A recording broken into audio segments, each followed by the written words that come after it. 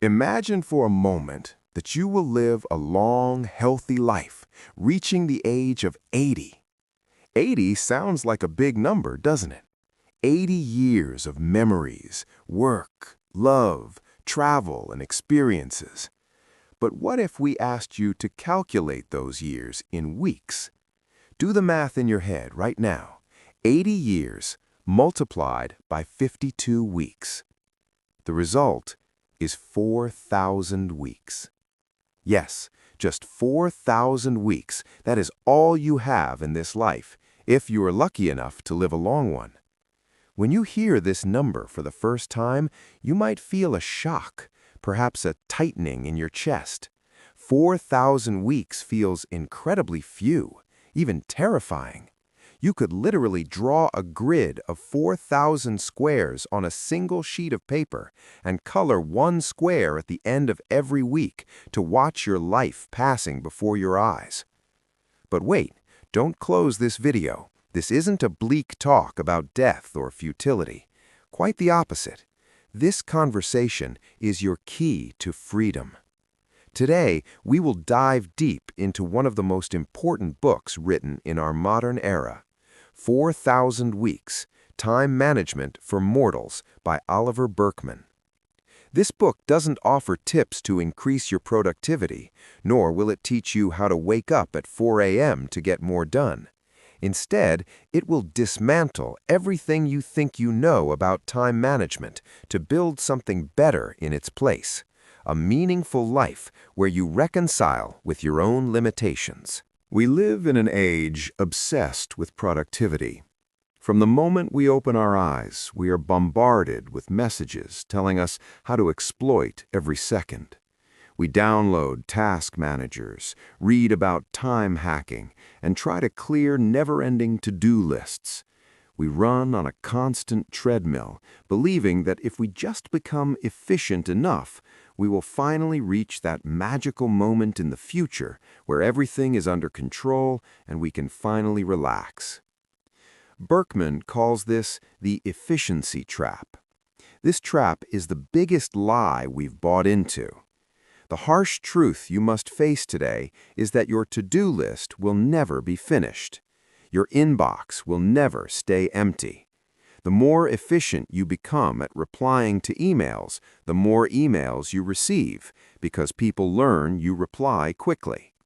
The more you accomplish at work, the more tasks your manager assigns, because you've proven you can handle the pressure. Time-saving technology has never actually saved us time. Think of the washing machine or the vacuum cleaner. People thought the housewife would sit idle all day. Instead, standards of cleanliness rose. Efficiency doesn't save time. It creates new expectations and brings more work. The solution: embracing defeat. So what is the solution? It begins by admitting defeat. You must admit that you are a finite human being with limited capabilities. You will not read every good book, visit every beautiful city, or simultaneously be a CEO, a polyglot, a fitness icon, and a perfect parent. Trying to do it all is a guaranteed recipe for burnout and misery. True happiness begins when we stop trying to do everything and start consciously choosing what to leave behind. The art of creative procrastination. This brings us to a vital concept: positive procrastination. We usually view procrastination as a flaw, but Burkeman argues it is inevitable. Since you can't do everything, you are naturally procrastinating on something right now. While watching this, you are procrastinating on an email, cleaning your room, or reading a book.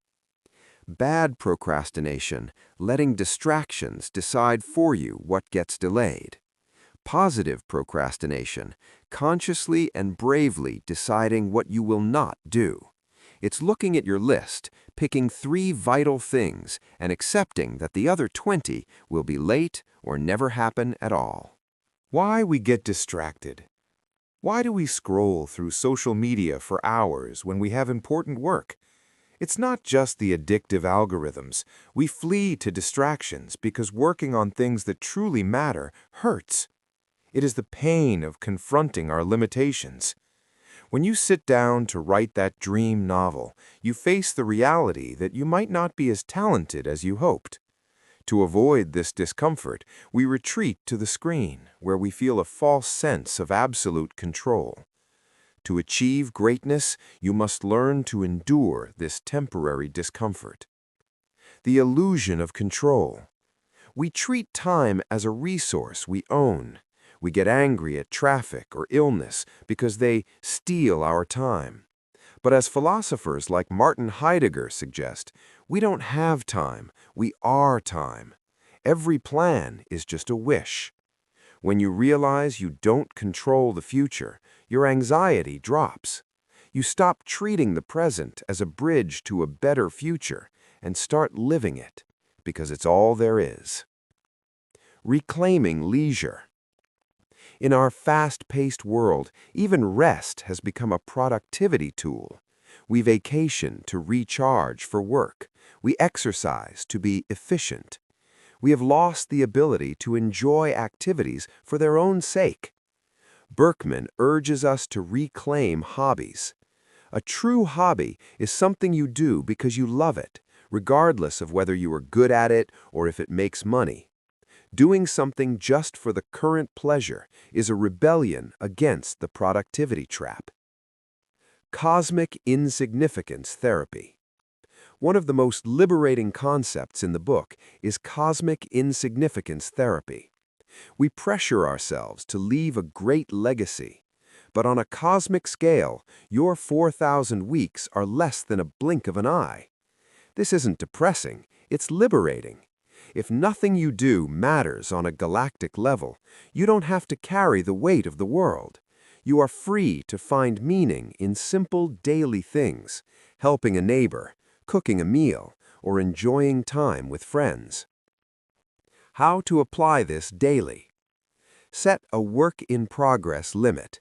Never work on more than 3 major tasks at once. Don't start a fourth until one is finished or scrapped. Focus on the done list instead of just a to-do list.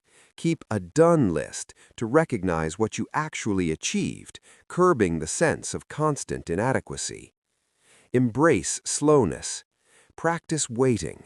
Read a long book without checking your phone. The world doesn't always move at your expected speed. Resisting this is the root of stress. Stop preparing to live. We often treat life like a rehearsal for a play that will debut in the future, but the play has already started. This routine, these flaws, this is your life. 4,000 weeks is a wake-up call. It asks us to stop fighting time and start dancing with it. When you let go of the illusion of control, you finally find the space to focus on the few things that truly matter. 4,000 weeks is a very short time if spent chasing a mirage of perfect productivity, but it is more than enough if lived with presence, peace, and purpose.